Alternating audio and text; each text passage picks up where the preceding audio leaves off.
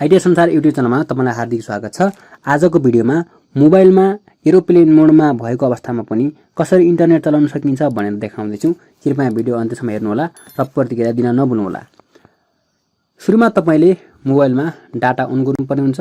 माथिबाट स्क्रल गर्नुहोस्, त्यसपछि डाटालाई अन गर्नुहोस्। डाटालाई अन गरिसकेपछि फ्लाइट मोडमा जानुहोस्। अब फ्लाइट मोड माथि देखेको छ, डाटा पनि नट अवेलेबल भनेको छ। अब तपाईले मोबाइलको डायलरमा जानुहोस्, त्यसपछि त्यहाँ स्टार हाज 46 36 हाज स्टार डायल गर्नुहोस् र त्यहाँ तपाईले टेस्टिङको तल फोन इन्फर्मेसन 1, फोन इन्फर्मेसन 2 र वाइफाई इन्फर्मेसन भनेर देखाएको छ।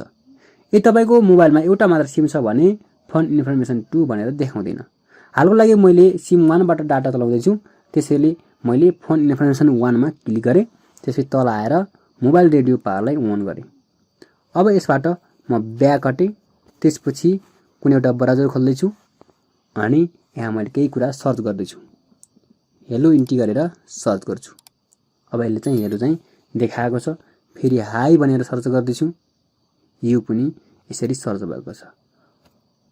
अर्को आइडिया भनेको तपाईले डायलरबाट भएन भने सेटिङमा जानुहोस्, त्यसपछि एबाउट फोनमा जानुहोस्, त्यसपछि तल आएर अल स्पेसबाट जानुहोस् अनि इन्टरनल स्टोरेजमा कम्तीमा पनि 5 पटक क्लिक गरिराख्नुहोस्। कन्टिन्यू गर्नुपर्ने हुन्छ 1 2 3 4 5।